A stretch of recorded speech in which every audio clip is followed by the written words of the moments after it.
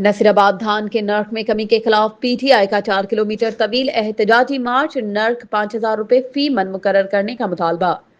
نصیرآباد میں دھان کے نرخ میں کمی کے خلاف پاکستان تحریک انصاف تالکین نصیرآباد کی جانب سے گاؤں ہمسو بھائی سے نصیرآباد شہر تک 4 کلومیٹر طویل پیدل احتجاجی مارچ کیا گیا۔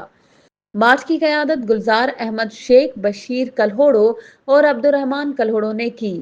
احتجاجی مارچ میں مختلف سیاسی اور سماجی جماعتوں کے رہنماؤں، کاشتکاروں اور شہریوں نے بڑی تعداد میں شرکت کی۔ شرکاء نے ہاتھوں میں بینرز اٹھا رکھے تھے اور سخت نعرے بازی کرتے ہوئے سندھ حکومت اور وفاقی حکومت سے مطالبہ کیا کہ دھان کا نرخ 4,000 سے بڑھا کر 5,000 روپے فی من مقرر کیا جائے۔